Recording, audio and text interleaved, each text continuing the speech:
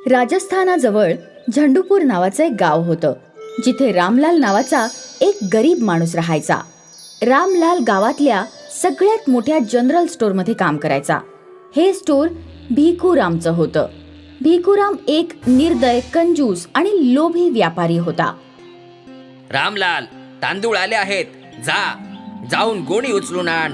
मालक, माझ्याकडून 1 क्विंटलची गोणी उचलली जात नाही. तुम्ही मजुरांना बोलवा. गुपचूप गोणी उचलून आण, नाहीतर तुझा ह्या महिन्याचा अर्धा पगार कापून टाकेन मी.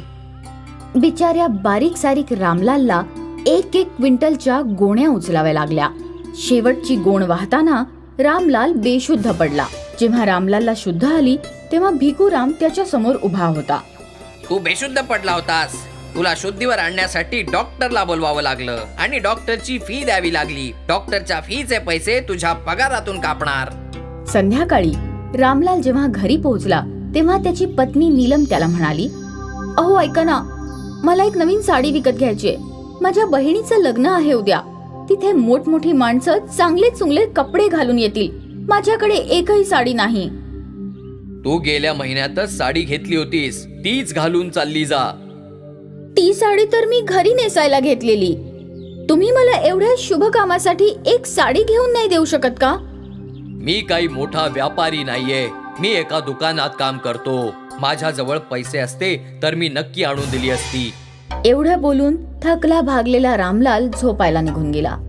हे ऐकून नीलम रामलालवर रागावली आणि दुसऱ्या दिवशी तिच्याकडे जे होतं ते नेसून तिला जावं लागलं.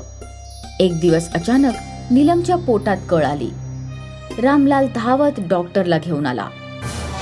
तुझी पत्नी गरोदर आहे, पण ती हेल्दी नाहीये. तिच्या तब्येतीची काळजी घे. मी काही औषधं लिहून देतो, त्यांना वेळेवर देत राहा. रामलालने 5 दिवस आपल्या पत्नीची काळजी घेतली, ज्यामुळे तो कामावर जाऊ शकला नाही. नीलमच्या आजारपणामुळे या महिन्याचा खर्च खूप वाढला.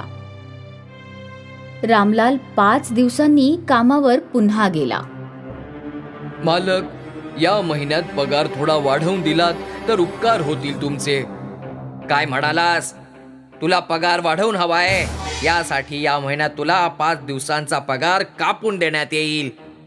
पण मालक, माझी पत्नी. गप्पा बस आणि कामाकडे लक्ष दे. मालक एवढं बोलून आपल्या घरी निघून जातो.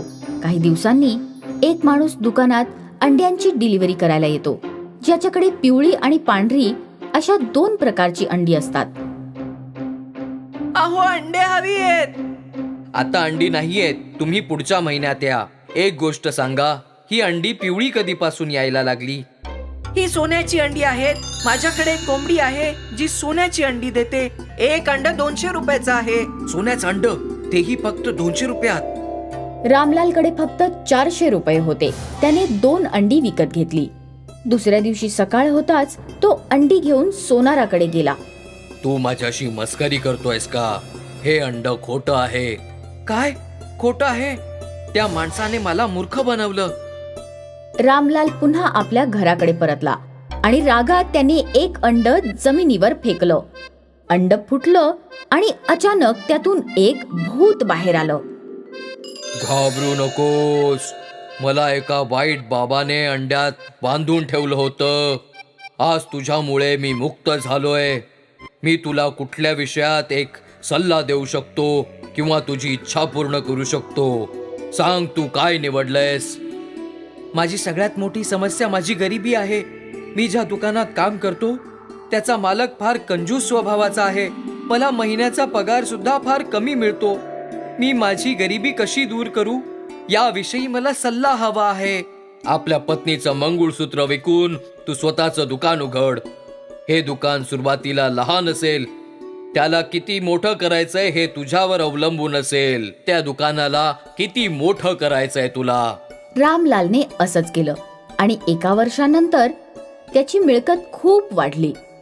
तिथे भिकूरामचा स्वभाव चांगला नसल्याने त्याच्या तिथे कुणीही टिकू शकलं नाही. हळूहळू गिऱ्हाईकही कमी व्हायला लागली. भिकूराम एकदा गोंधळलेल्या अवस्थेत रामलालकडे पोहोचला. रामलाल, मला माफ कर. मी तुझ्याशी कधीच चांगला नाही वागलो. मी आज खूप गरीब माणूस बनलोय. कृपया माझी थोडीशी मदत कर. मला माझ्या कर्मांचा खूप पश्चाताप आहे रामलाल. रामलालला भिकूरामची दया आली. रामलालकडे एक सोन्याचं अंड राहिलेलं जे त्याने भिकूरामला दिलं आणि हेही सांगितलं की त्याचा वापर कसा करायचा. घरी पोहोचता पोहोचता भिकूरामचं लोभी आणि अधाशी मन जागृत झालं. त्याने अंड फोडलं आणि भूताकडे इच्छा मागितली.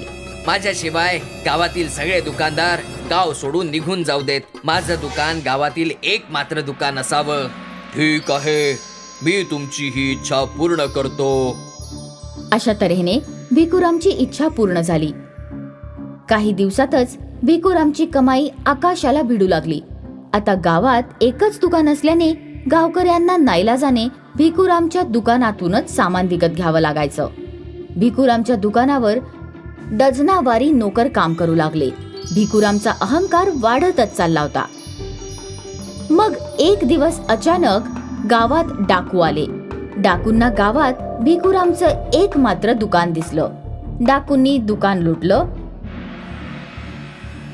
आणि अशा तऱ्हेने भिकूराम आपल्या लोभीपणामुळे आधीपेक्षा गरीब झाला.